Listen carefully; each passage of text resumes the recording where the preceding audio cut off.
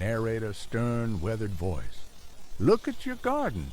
Go on, take a hard look. Are those leaves yellow? Are the tomatoes smaller than last year?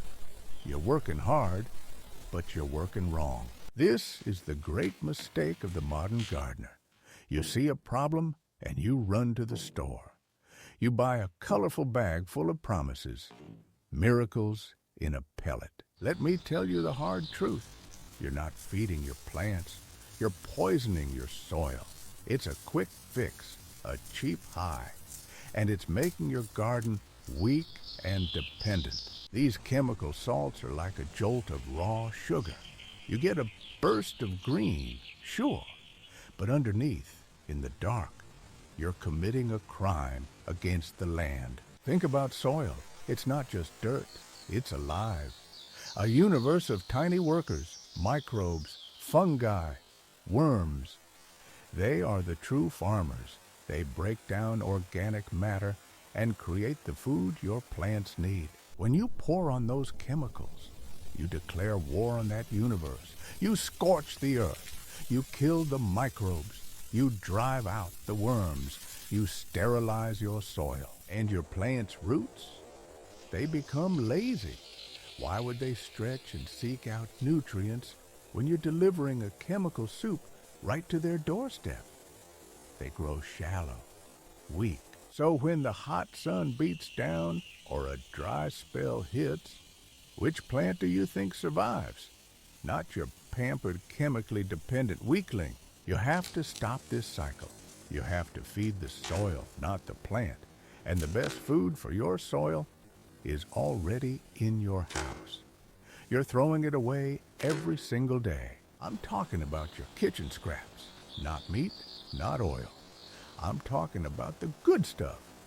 The parts of the vegetables you trim away. That is pure gold. This is what our grandparents knew. They didn't have fancy garden centers. They had common sense. They understood that nothing is waste. Everything has a purpose. We're going to make a compost tea, a living brew that will bring your soil back from the dead. First, you need a bucket.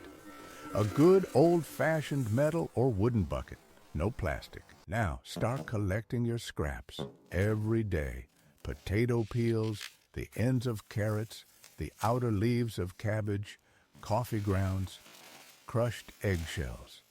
Keep them in your bucket. Fill the bucket about 1/3 of the way with these scraps. Don't pack it down. You want there to be the room for the magic to happen. Next, you need water. Not city water full of chlorine. That kills the good microbes. Use rainwater if you have it.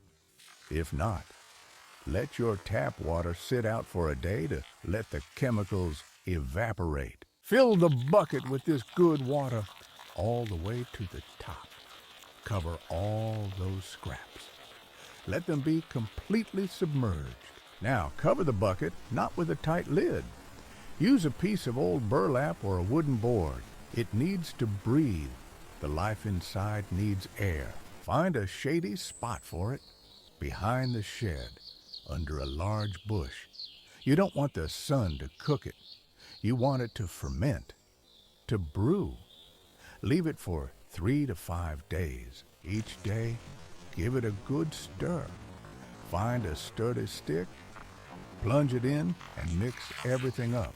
You're aerating it, waking up all those beneficial bacteria. It will start to smell earthy, alive. After a few days, your brew is ready. The water will be dark, the color of weak tea. It will smell like a forest floor after a rain. This is liquid life. Now, you must strain it. Get another bucket and some more of that burlap or an old piece of cheesecloth.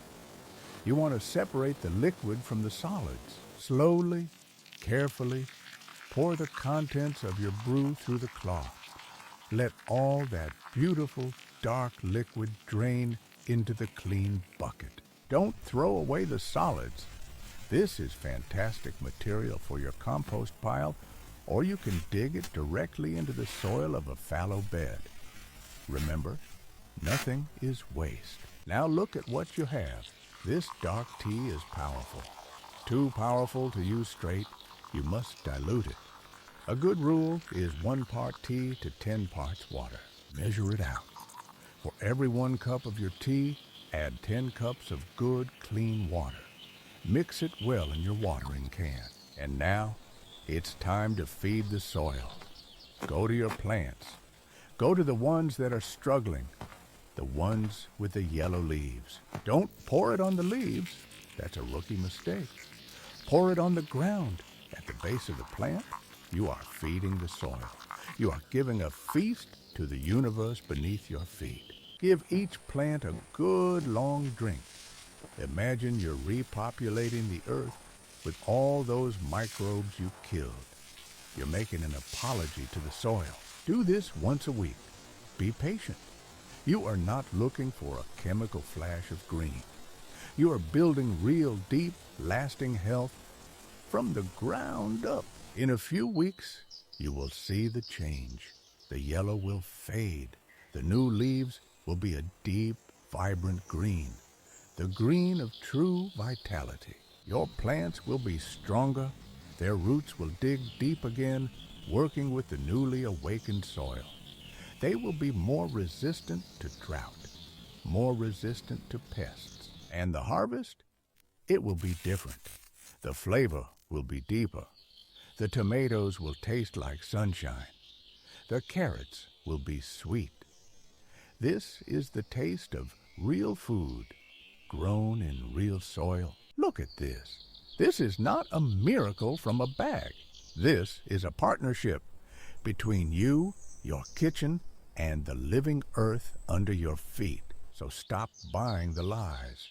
Stop treating your garden like a patient in an emergency room. Start treating it like the living, breathing partner it is. Feed your soil, and it will feed you. It's that simple. It's always been that simple. Now, there's more work to be done. Subscribe to this channel. We have a lot to unlearn.